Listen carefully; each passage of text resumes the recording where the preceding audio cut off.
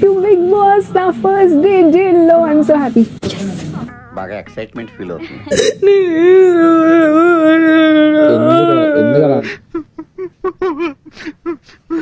ఏమిటి కన్నీరు ధారలు ధారలుగా కారుతుంది? మా దగ్గర తప్పించుకుని సార్ ఈ అమ్మాయి ఏమంటుందో ఒకసారి చెప్తారా? మాకు చైనా భాష రాదు, తెలుగులో చెప్పు. నేను అక్కడ ఎవరు నాతో మాట్లాడలేదు. ఇకపై తను బాధపడాలి, తను చేసిన తప్పుకి సిగ్గుపడాలి, తనకున్న గర్వం పొగరు ఈ దెబ్బతో దిగిపోవాలి. నువ్వు నమ్మకపోతే నేను చేయలేను. నేను ఫేవరెటిజం కాదు నేను చేసింది. I swear. నేను మాకు తెలదలే, నీ మా అత్తగారు తెలివితేటలో నా కాడ చూపించుకో. తీగిన కడగాలి చూస్తున్నాడు, చేసుకుంటూనే ఉన్నాడు.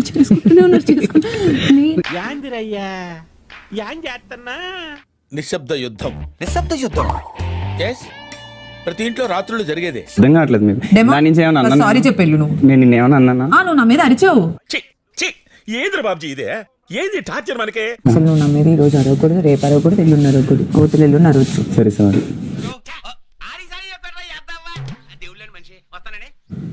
బిగ్ బాస్ సీజన్ 9 3వ వారం నామినేషన్స్ చేసే సమయం వచ్చేసింది.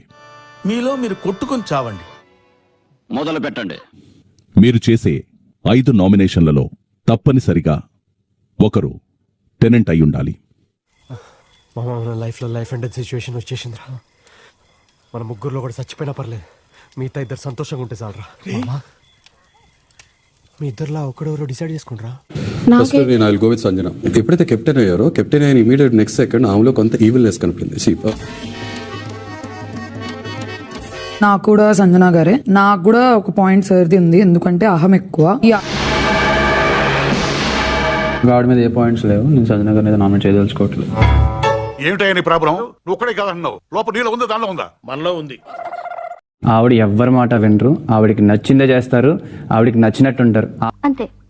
నాకు రేపు గురించి బెంగలేదు, ఈ రోజే నాకు ముఖ్యం. నేను ఇలాగే ఉంటాను.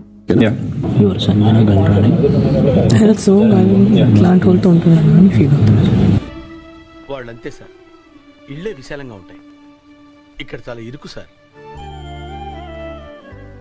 సెకండ్ నాకు రీతు అందరితో బానే ఉంటది, బట్ కోపం వచ్చేటప్పుడు చాలా వర్డ్స్ లూజ్ అవుతున్నారు అనమాట. ఒక్క మాట మంచిది రాదు నోట్లోంచి, అది లోనే డ్రైనేజరా? ఇప్పుడు అనుకుంటే దాని మీద నుంచోవాలని ఉంటది, బట్ అందరూ అపోజ్ చేస్తే ఆ స్టాండ్ తీసేసుకుంటది. సో అలా ఉంటే కష్టం ఫర్దర్ గా హౌస్ కి.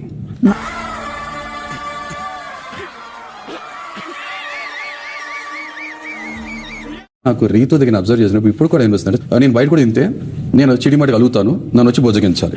లేదు సార్, నేను పడుకోవాలంటే ఒకటి నేను పాట పాడాలి, లేదా ఎవరైనా ఏదైనా కథ చెప్పాలి. తీవ్రత సురోమణులు అనే వర్డ్ ఎంత రాంగ్ అంటే అంత రాంగ్. నేను అది శేఖర్, నీకు తప్పనిపించలేదా? తప్పేంటి అంటే అది డబుల్ మీనింగ్. అరే బూత్ కాదురా అది. వాళ్ళ ఆమె బూతులా చెప్తుంది, అది బూత్ కాదు. నీకున్న నోటి దొరదకి ఎక్కడో దగ్గర ఇరుకుంటామని తెలుసురా. మీ పర్సనల్ గా అయినా కూడా ఏదైనా కూడా మీరు ఫుడ్ తినకుండా ఉండడం అనేది నాకు అసలు నచ్చలేదు. పాత వీక్ దే మాట్లాడుతున్నారు. మళ్ళీ అదే కేసెట్ అదే డైలాగ్.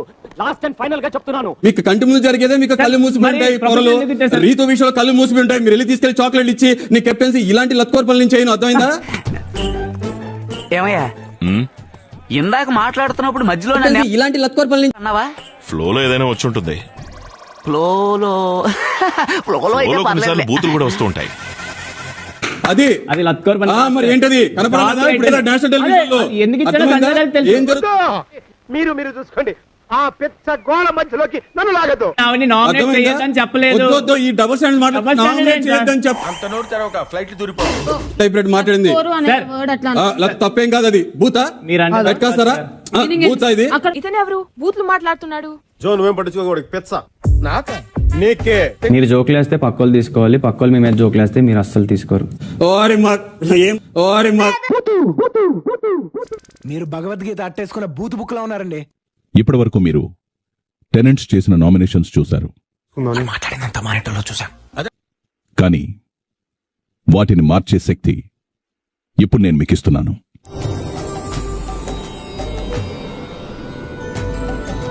కానీ ఒక విషయం గుర్తుంచుకోండి, కనీసం 3 టెనెంట్స్ తప్పనిసరిగా ఉండేలా చూసుకోవాల్సి ఉంటుంది. ఈ మాత్రం హింట్ ఇస్తే చాలు చెలరేగిపోతారు అంతే.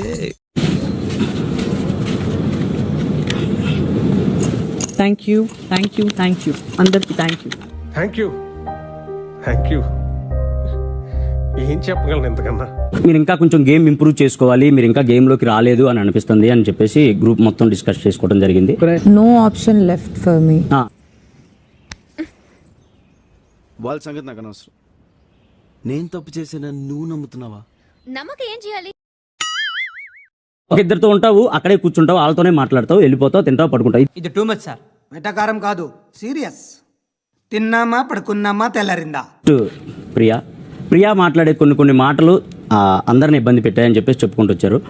ఈశ్వరుడు నోరిచ్చాడు కదా అని మీరు ఇష్టం వచ్చినట్టు వాగుతుంటారని చెప్పి బయట అందరూ అంటుంటారు.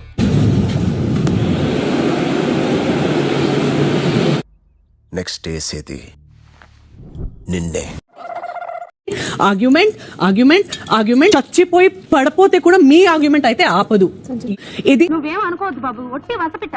పర్వాలేదులేండి, ప్రతి ఇంట్లోనూ ఇలా చెవుకోసిన మేకలా మాట్లాడేవాళ్ళు కనీసం ఇంటికి ఒకరైనా ఉంటారు. అది నాకు అర్థమైంది. అది నాకు అన్నకి జరిగింది. అన్నకి ఒక చెల్లిగా నేను దండాలు పెట్టేసి నేను సారీ కూడా చెప్పాను. అప్పుడే చుట్టాలు అయిపోయారేమిట్రా? అది కాదు మీరిద్దరు సారీ చెప్పుకున్నా సరే నాకు ఆ పాయింట్ నచ్చలేదు. వినే వాళ్ళకి చెప్పగలం కానీ వాదించే వాళ్ళకి ఏం చెప్తాం? అంజనా గారిని నామినేషన్లో ఉండాలని మీరందరూ కోరుకుంటున్నారు, ఉండకూడదని మేమందరం కోరుకుంటున్నాం.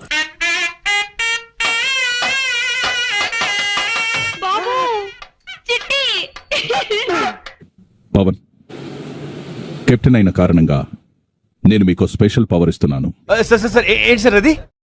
దాన్ని ఉపయోగించి నామినేట్ అయిన వారిలోంచి ఒకరిని సేవ్ చేయండి.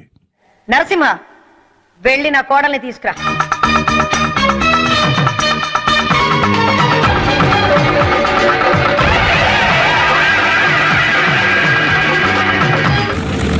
నేను శ్రీజాన్ సేవ్ చేద్దాం అనుకుంటున్నా బిగ్ బాస్.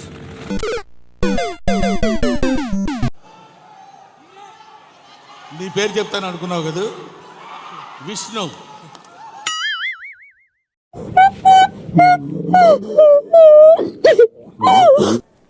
మా అమ్మ చిన్నప్పుడు చెప్పేది, ఎవరైనా టెన్షన్లో బాధల్లో ఉంటే ప్రేమగా దగ్గర తీసుకుని కౌగులించుకుంటే ఆ బాధలన్నీ మాయమైపోతాయి.